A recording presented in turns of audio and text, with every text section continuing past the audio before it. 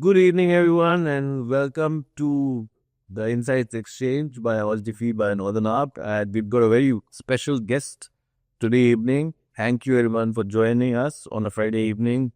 Happy Makar Sankranti, happy Pongal, happy Ugadi, happy glory for everyone.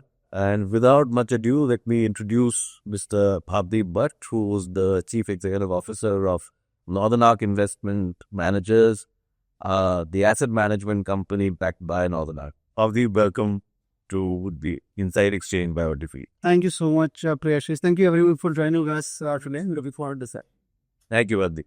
So let's start first by getting to know you better. So you've spent a lot of time in the asset management industry, but it has been predominantly in the staple food, right? The MF world, so to say. Yes. So what prompted you to move from the mutual fund world where you have spent significant amount of time in the top AMCs to head Northern Arc Investment Managers as a CEO? And what's your vision for Northern Arc Investment Managers for the next 5 to 10 years? Sure. Thank you, Priyashish, for that question. And I think, over the last, just before joining Northern Arc Investment Managers, I spent about 24 odd years in mutual fund industry, building scale, distribution, innovating products and solutions which are more client centered. So that has been the journey. But if I kind of take you back to the beginning of my mutual fund journey in early 2000s, mutual fund was seen as alternates are seen today. It was alternative to fixed deposits, these what they call post office savings schemes and RBI relief bonds and stuff like that. And mutual funds are quite a niche area at that point in time. And as you have seen, mutual fund has become almost a core sector, a mainstream sector now. To my mind, the way alternate industry is kind of growing, with the needs on the investors are changing, alternate also will become quite a few, in a way, over the next 10, 15 years, almost a mainstream product category for HNIs, UHNIs, etc. Because what happens is, as the portfolios mature, investors needs change, and the traditional equity and fixed income solutions are not sufficient to with their requirements, for example, solving for income, solving for downside protection, and stuff like that. So that's probably the reason why I thought alternate industry is pretty much in the same space where mutual fund industry was way back then, and the growth potential is huge. As to where do I see an aim to kind of go from here, I believe that what we are solving for, what we are building is for a scalable alternatives platform, which is in some way respected for its consistency rather than aggressiveness, because I think it's quite a misunderstood concept that alternates are for higher returns. They are solving for investors' requirement, as I mentioned, for income and downside protection, and some bit of alpha, but not ultimately doesn't mean necessarily always runaway returns. So that's something we forward for you. Indeed, how will you relate to this? Good, thank you. So, Bhavdeep, in your perspective, what are the competitive moats or what are the competitive edges that you think are required, especially being an asset manager in the fixed income world? Yeah, I think broadly the biggest mood which really survives or kind of remains in the with the organization for any industry is the client orientation. I mean, it's quite a cliched phrase to say customer centricity, but ultimately that is the factor which really helps operations thrive. So the moat in our context, in the context of the industry that we operate in, which is private credit, the competitive moat will come from the core risk management of how do we underwrite, and what kind of origination partners and the investor partners can be on board and work with it. Essentially, the business that we are in is in some way bridging the demand of supply with credit, with supply of credit, right? So demand of credit can supply, which you kind of imagine, because there are enough and more corporates which are growing, and growing faster than it. The faster than the rate at which banks can keep up with the credit generation for that, right? So they kind of come to private credit market for meeting their growth expectations, etc. And on the other side of the spectrum, you have a lot of HNIs and UHNIs and distribution and corporates who need high net. So we are, as a bridge, we are kind of solving the need for higher yield for HNIs and the need for more capital from the corporates and the institutions like NBS. So that's the business that we are in. And the mode will essentially come from, can we really underwrite responsibly without really getting carried away with cyclical factors. And it's something which we have as an institution, we've been able to do at Northern Arm for the last 70, 80 years. With a phenomenal track record in terms of LPAs, for example, one of the best in the industry, and also at Northern University Managers, we have been able to deliver a very strong investor experience, pretty much because we have invested and we are kind of learning on the go in terms of how can we define our underwriting models. So the mode essentially in the private credit industry will essentially come from our capability to underwrite responsibly and keep refining that model as we go. I'll come back to you on your on thoughts of the performance of finance, but I wanted to ask because private credit is a very vast word for investors. So, and there are various tools of private credit. So, would you spend a couple of minutes explaining the private credit word? Sure. And where do you think is your play, and where you think, like you said, you can exceed expectation, and not regarding providing alpha, it's also giving the customer the choice of investing and putting money in the manner that he wants to. So would you like to elaborate on that, please? Sure. So fixed income operations has become quite a nuanced asset class in a way. It's no more the traditional bond strategies that we used to see. And private credit in some ways solving or is rather kind of bridging a gap between those traditional debt strategies which are low yield in nature, and on the other side is the volatile equity. So somewhere in between, which is a factor which the a segment which can solve for investors cash flow requirements, regular income requirement, more predictability of returns, and also downside protections. That yield of the customer is really not solved either by the volatility of the equity market, which of course is very very promising over a long period of time, but you also need some kind of solutions or regular income commitment. And the traditional debt solutions are actually not really serving the investors, regular income needs, particularly with the tax benefits going from the mutual fund industry, particularly the long-term capital gains tax and the indexation benefits, post which that space is quite healthy. Can investor make, somewhere around, say 10 to 14% returns? And there are different strategies for different tenors. So that's where the private credit space kind of comes in. Within private credit, there are pretty much in equity, which is a very popular asset class that we just put in the context of that.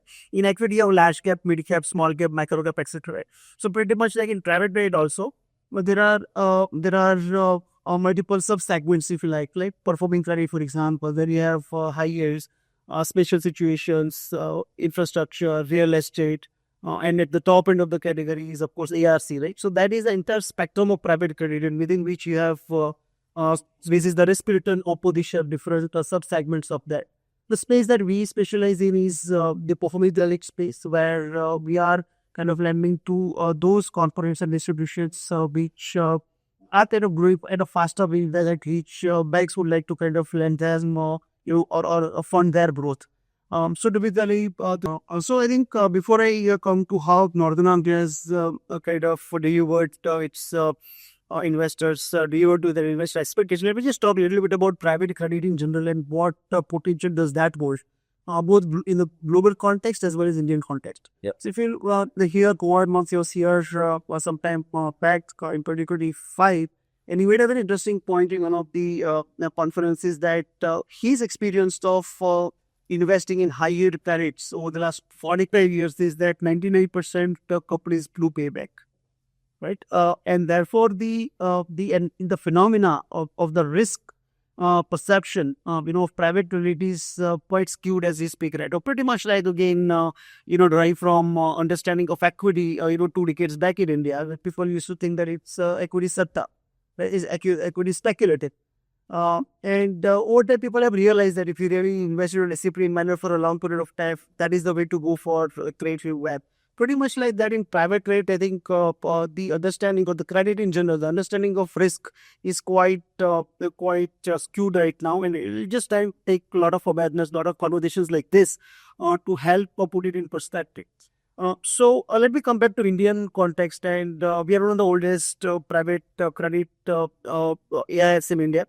We launched our AIF business in 2014, 2015, so more than 10 years of experience now.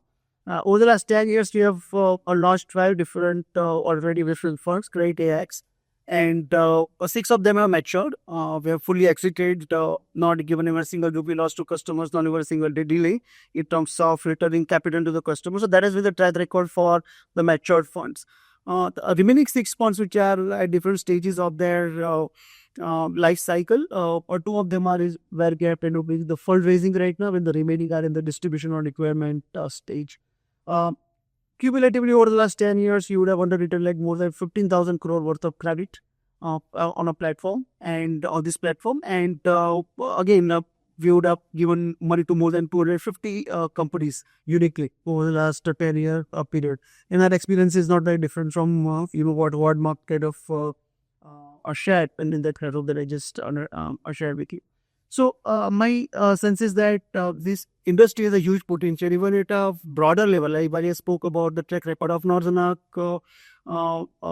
investment managers. In fact, recently did a study for last 3 or 4 years. 4 or 5 years, they've kind of studied. I'm just forgetting the exact number, but the pooled IRR of the category 2 AIFs in India is upwards of 14% cross. Right, so that is higher than typically quite a few other asset classes, popular asset classes as well, and is regular income money. So I think this is the delivery at the industry level. And my sense is that with more players coming in and more awareness getting created around this asset class, now my belief is that from about 3-4% of investors' portfolio or the total managed asset market in India right now, it is a phenomenal, very, very high potential to kind of grow and become mainstream. So maybe 10-15% of investors' portfolio over the next 10 years. It's interesting you say that because again, I was way of like India Inc. needs about 120 to 130 lakh crores of funding, whether it is through for working capital, infrastructure, capital requirements, and retail lending. Now, if you put all the sources together, there is still a gap of 20-30 crores, lakh crores, right? It is something that we have to think about. It will come from some sources, and obviously bank funding in some cases becomes very difficult.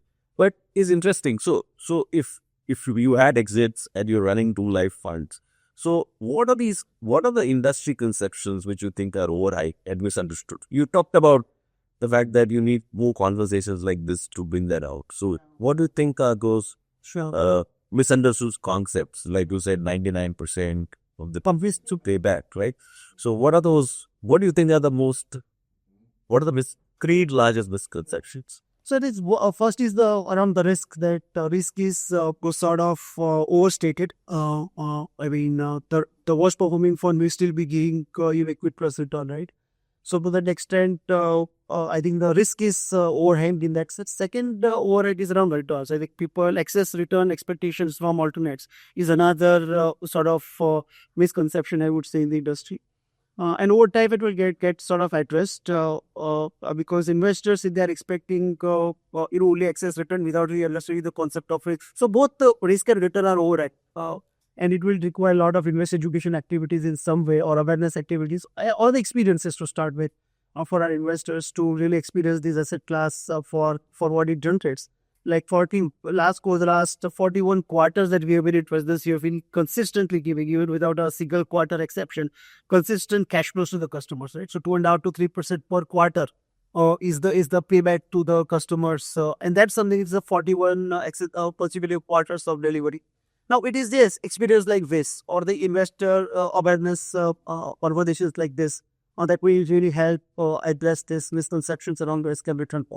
Third element, I think, which people need to kind of really settle with is the liquidity part of it, right? Because the alternates kind of have less liquidity compared to the other asset classes or other traditional investment solutions that we see. So these are the three risk, return, and liquidity are the three broad level misconceptions. I think all people will have to we'll all have to kind of go through that journey. Let me give you a very use case because I was in the funds industry, mutual fund industry during COVID crisis. So if we just look at the experience of investors in credit product and the view of the mutual fund platform, it kind of view phenomenally well during previous 10 years.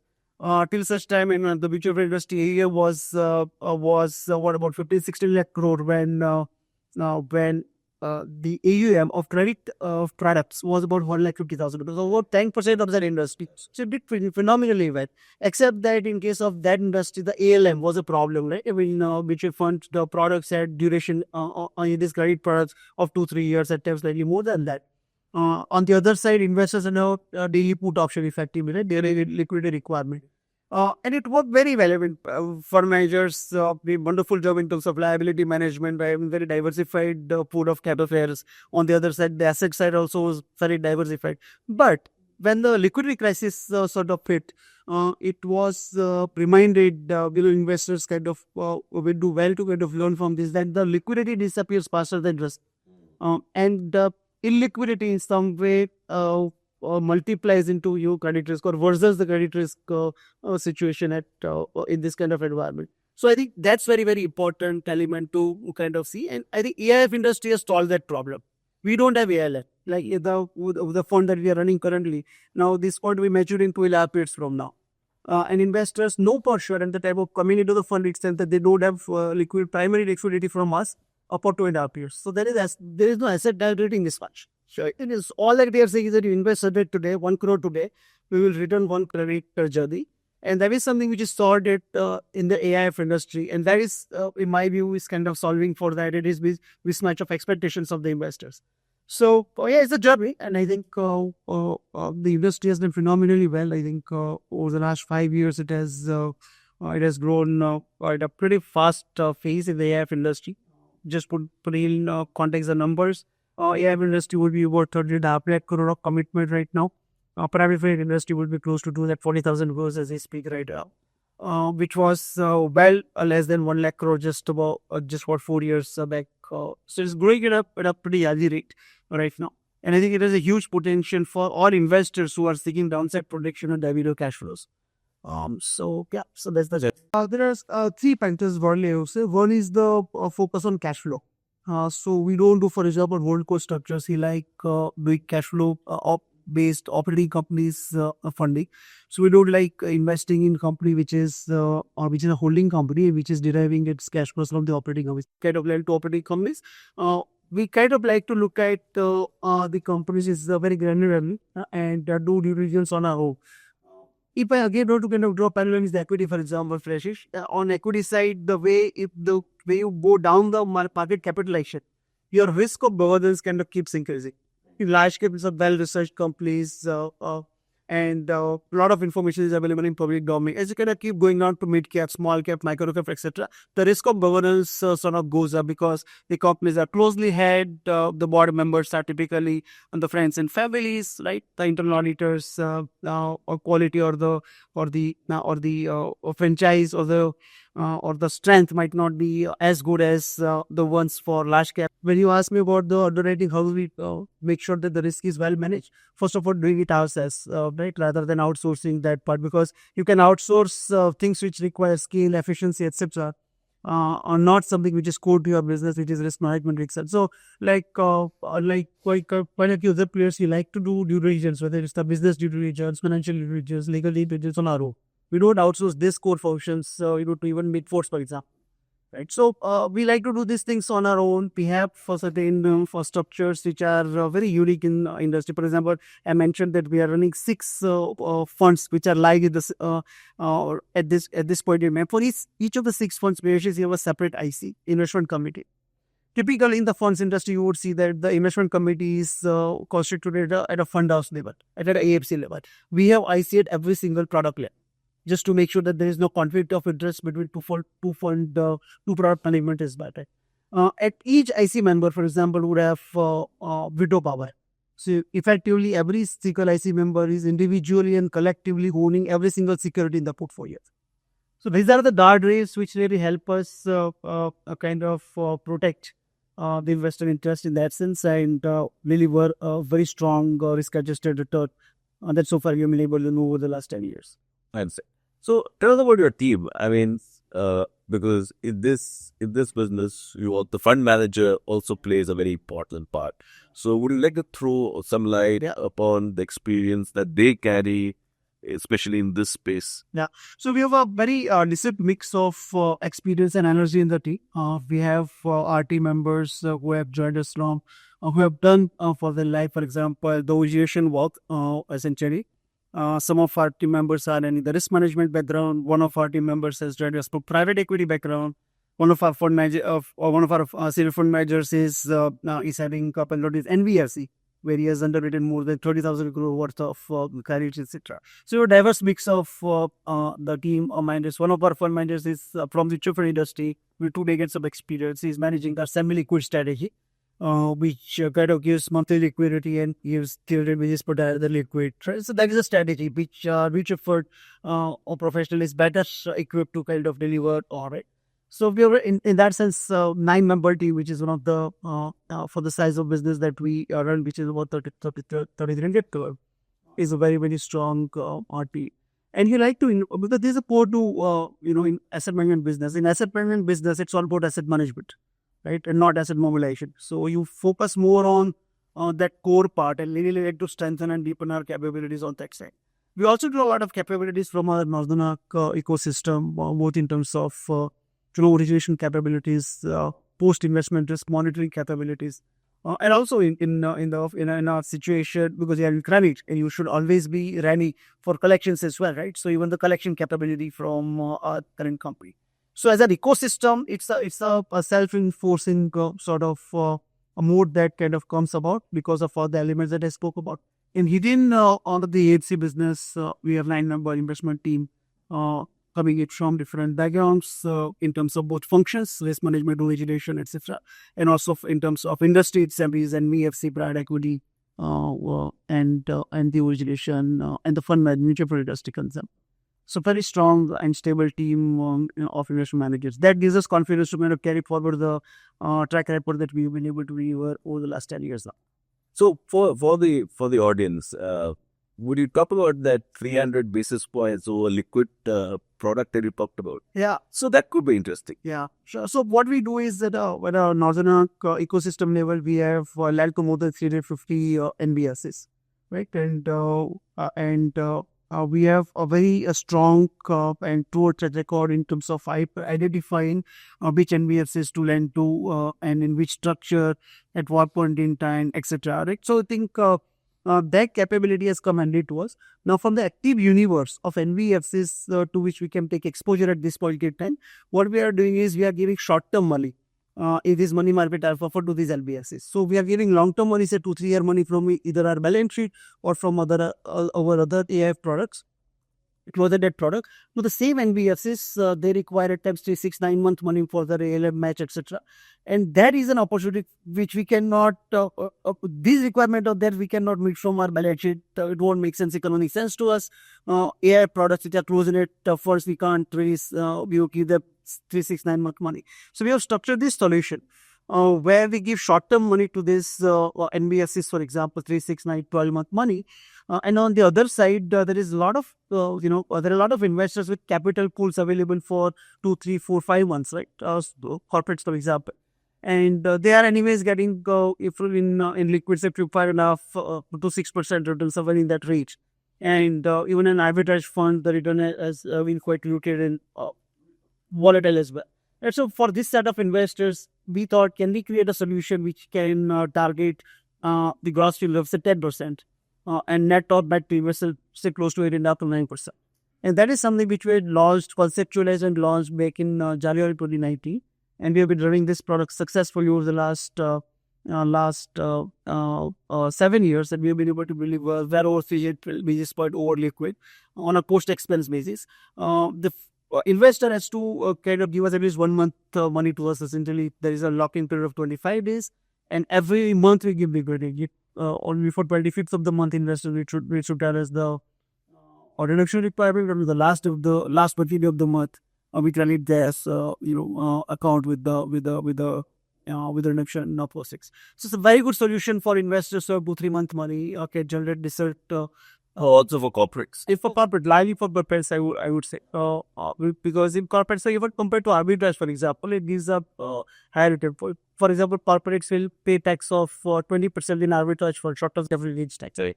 As against that, the way we have structured the fund, effective tax to corporates will be 25%. But my return on a net post-expense basis will be say 200 to 250 basis point higher than arbitrage fund. Right. So It is about 150 to 200 basis point higher than arbitrage and post-expense, post-tax basis for corporates. So that's a very interesting solution for the corporate treasuries and also for individuals, but more so for corporate treasuries, I would say. So that's one innovation that you could add. So this product is very innovative. You also done PMS strategies and some mandate funds. Would you care to enlighten us of those? Sure. So on PMS side, we have Why would somebody be a mandate? Perfect. Yeah, sure. So, one is the PMS side. We run both two types of strategies. One is discretionary PMS, and another is non-discretionary PMS. Discretionary PMS is where we are getting the retail kind of capital flows, where our target return is at 12% gross, and investors get anywhere between 10 to 11%, depending on the share class, or depending on the size of the investment. And there's a liquidity available in PMS, of course, at some exit route, but ideally, investors should come in this fund for 3-year horizon, and they get a basket of securities as underlying on that side. So these are discretionary PMS for us. Minimum ticket size is 50 lakhs, and investors who want a double-digit return, and of course there is a liquidity at cost, but in a horizon of 2 years, is an ideal solution. Discretionary PMS for that. Non-discretionary PMS is essentially for corporates and for corporate treasuries particularly. If someone has 25, 40, 50 crore kind of corpus available and they want an expert fund manager to kind of not only originate and invest, but also post-invest, keep monitoring the investments on a regular basis, we can create a customized solution. For example, an investor comes up, suddenly one IPO company sweat IPO, raise money, saying that, okay, I have a certain amount of money and every quarter and I need 25% of my money back. So that through two choices, right? Either to kind of invest their entire money in a 3-month period or kind of invest in liquid kind of studies. Now, what we have created 4 portfolios for them. Right? One for 3 months, one for 6 months, one for 9 months, and one for 12 months. So they don't have to give up all their return optimization. At the same time, they will have money available to them when they actually need it. So we can create this kind of propositions which are customized to their risk, return, liquidity, and tenors, both for exhibitors, both for individuals and corporates. So that's what we do. We also run a segregated private account for large institutional investors. So one of our largest institutional investor has kind of given us a $50 million line, and they are kind of getting us to invest in certain set of fintech companies from within our universe. So yeah, there are such institutional mandates as well. And why they give us money? Because they're believing in us, and they are offshore investors. So they are in some way a gateway of India for them.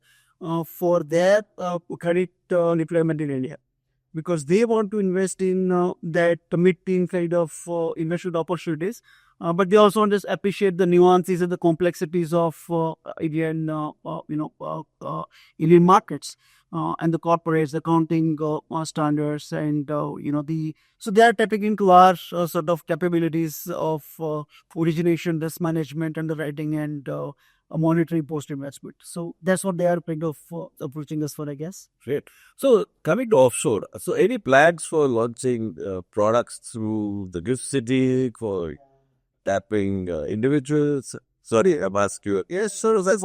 So we have one strategy made out of gift city, and where, of course, it's a inbound money. So offshore investors, NRIs can invest. Global institutions can invest, and this strategy is pretty interesting, where we are going to invest in fixed income oriented securities, focus on climate oriented companies in India.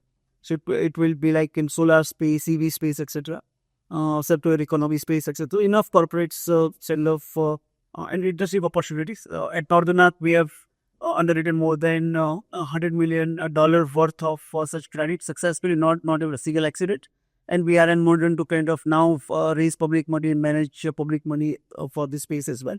So this is what we are doing, and their investors can expect about 12.5% a post expense, post hedge dollar return.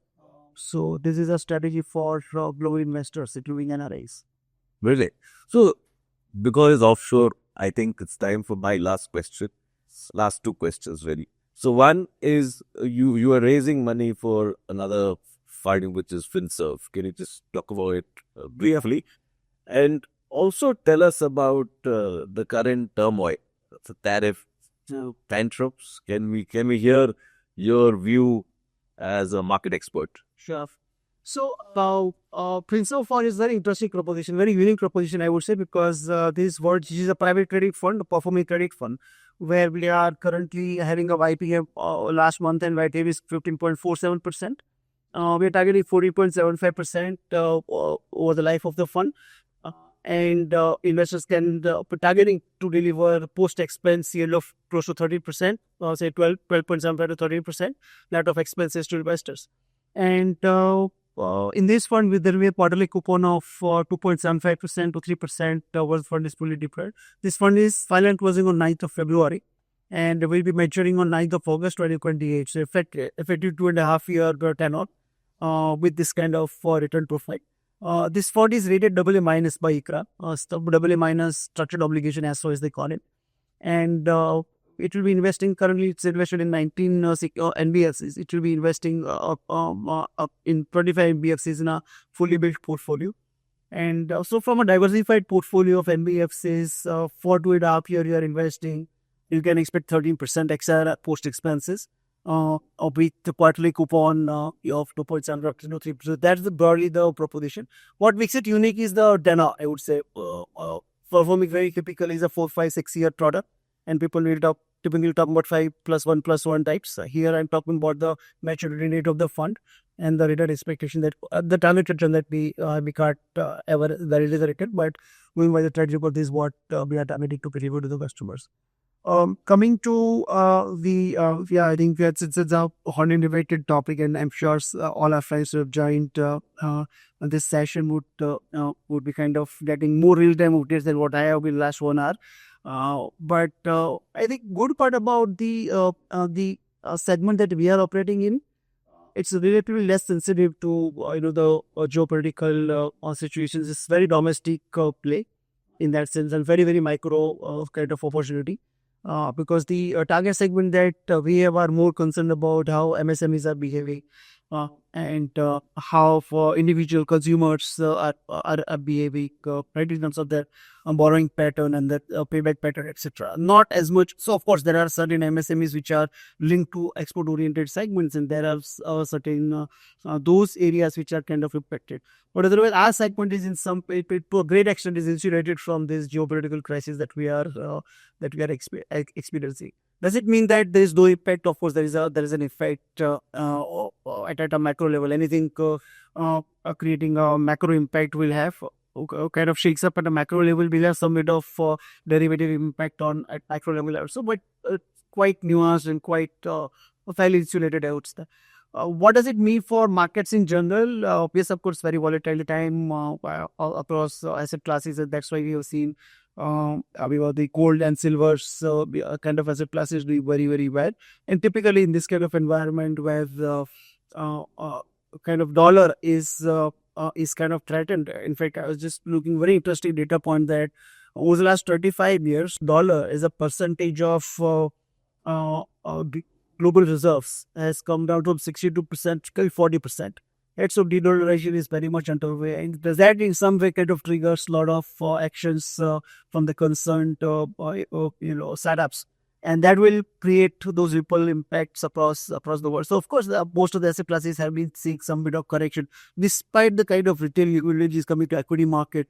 We have seen quite delicate performance of equity in last year and a half for the two, right, particularly in otherwise very popular segments of mid cap and small caps. So equity has been kind of going through that time correction. In fact, more than 40% of money that has come in equity market in last 3.5-4 years has made less than every return. Right, so just about well retail investors sort of kind of give it some way and say that I want to kind of go back to the diversification as well. Not go back as an exit, but implemented allocation, kind of being more diversified, more balanced than the skewed allocations that we have seen over the last few years, particularly because of post-COVID radar experience that request is got. So, of course, there is this tariff for 10 tons or term 10 tons, whatever we like to say, has an impact, and it will continue to have an impact to 2026. And my belief is that investors will go more diversified, more balanced in their portfolio rather than skewed. And liquidity will also cash flow will be of paramount importance, right? I mean, when, as the say, for Dalib kind of right beautifully mentioned, it's not don't invest in predictions, invest in preparedness, right? And the preparedness comes from diversification. So we prepared in terms of whatever situation, because one can't really predict what will happen in 3, 6, 9 months type. What one can do is really keep the portfolio resilient enough, prepared enough to weather any kind of crisis. So chase of return is not the thing. I think creating a balanced and robust portfolio is the name of the game, at least in 2026 is Good. That's why you're saying that your Pizza fund, which is currently trading at 50.47, you've taken it conservatively down to 14.75, I noticed. Yeah. So we have, in fact, for two reasons. One is that it's very interesting feature I didn't mention about that, is that typically in performing credit fund basis, fund managers typically take money in a drawdown fashion, right? Some money, actually they draw down over a period of 3, 6, 9, 12 months time. Here what we do is, because the tenor is limited, we are taking, and we have enough investment opportunity, strong pipeline, because of which we are drawing down entire money together. Right? And similarly, we will be returning entire capital to investors on the day of maturity. So their purpose is not, otherwise what happens is there is a glide path in terms of distribution of capital as well. Correct. Now that really doesn't give you capital back at a stretch. Therefore, you can't plan your redeployment better. In some way, this 30% is much more priced, simply because we are kind of giving you etc. for the good half year that we are taking the money for. What happens is, in last few months, you might get certain distributions from our underlying companies, which we might not be able to redeploy at 50%. We might be investing at 12-13%, and therefore we are kind of keeping some buffer of reinvestment, potential reinvestment risk, so that investors and expectations are kind of anchored at about 40.75%, which is a target return, while our current YTF is 15.5, close to 15.5%. Understand. Investor confidence is very important. Yeah. So thank you so much, Rafi. It's been delightful to talk to you. You're very insightful as well. We'll just see a couple of questions, which I'm told are there in the chat, and I'll probably choose a couple of them to ask you. So in no particular order. Can you please let us know, will performance credit be available on Altifi platform? That's a good question. That's what me think. Yeah, you want to let me get us. The answer is probably no, not on the platform per se. We will not have performing credit AIFs on the platform. Altifi platform has been designed to democratize fixed income instruments such as bonds, securitized debt to retail investors. We also want to take commercial paper to Altifi. But the problem is that commercial paper has a very tardy settlement process. So at the moment, AIFs, as we know, is a pooled instrument. Yes, we would probably have an option for clients to apply online and for AIF. But yes, if cannot be taken online, unlike other investment avenues that Altifi produces. What is the minimum investment limit in performance credit or performing credit? Is it 1 crore? That's the question. Yeah. The Kinso fund that I spoke about has a minimum investment amount of 1 crore. And for PMS that I spoke about, distribution PMS, minimum amount is 50 lakh rupees. Understood. But it is lower for if you are accredited investor. Oh yes. Also, if you are accredited investor, the amount is as low as 10 lakh rupee. And you can participate in our funds. It reaps our fund. So basically 1 crore or 10 lakhs if you are unaccredited on that side. Okay. What is the target return of the funds for which you are raising funds currently? I think you answered this question. 13% on the post expenses. And in fact, there also I'm keeping a little bit of buffer because even at 14.75%, it could be attractive. But yeah, about 13% post expense. This is XIRR. Effectively, 2.75 to 3% we keep distributing every quarter. That's our target. And the remaining return will be coming to investor as redemption premium on the date of maturity. And the maturity date is also in putting 1 crore now with application. We take entire 1 crore now. We deploy it. Every quarter you keep getting, as I mentioned, 2.75 to 3% as a target distribution for us. And on 9th of August 2028, when the fund matures, you get your 1 crore plus redemption premium, which is essentially the difference between the actual return, say 30% or whatever that number is, and minus whatever distributions that we have made. So that is the redemption premium. So you get entire money on the date of maturity. Understood. One last question. Will Northern Arc raise capital from investors in Altifi platform to underwrite? Will Northern Arc raise capital from investors in Altifi platform to underwrite? You want to answer the first part? I'll answer the second part. Yeah. So the way we kind of underwrite or originate is to our segment of MBFs that we have been originating for at an ecosystem level. And we, as I mentioned, we have so far led to more than, or rather invested in more than 350, either led from NBFC or invested from Northern Arc Investment Managers to more than 350 entities. We'll be curating about 25 NBFCs which are meeting our requirement of return as well as turn on. And we'll be creating a portfolio of these 25 companies subject to our IC approvals and stuff like that. So that's how the portfolio will get built.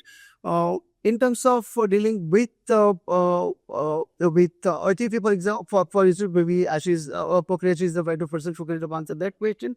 But yeah, that's our. There is an RFQ platform through which we can transact. Most of our investments are originated primarily. So all our investments, almost all our investments are primary in nature. So we deal directly with the NBFCs and really invest in their NCBs. And in a primary fashion. So it's not hardly any transaction for us is going to be secondary in nature. Yeah. I think I will repeat the question. Will Northern Arc raise capital from investors in Altifi platform to underwrite? I think Altifi customers are free to invest in the AIFs of Northern Arc Investment Managers. Actually, Altifi today does bonds, mutual funds, fixed deposits. We are launching our first set of securitized debt instruments. And of course, we allow investors to apply to approved AIFs and PMSs. So customers can therefore apply for the Northern Arc Investment Managers funds. But of course, it has to go through the suitability test. It has to be, like Pabdik mentioned, match your risk return matrix. And we'd be more than happy to help you understand that better. Okay, that was the last question. Thank you again, Madhip. Thank you so much. Thank you, Pavdeep. Thank you, everyone, for joining in. Stay tuned. We'll come in very soon with leading CEO of a mutual fund company to hear his views around fixed income and mutual funds. And of course, the upcoming budget. Such things that everybody wants to hear about. We'll do that in a couple of weeks. Thank you and good night. Thank you so much, sir. Bye-bye.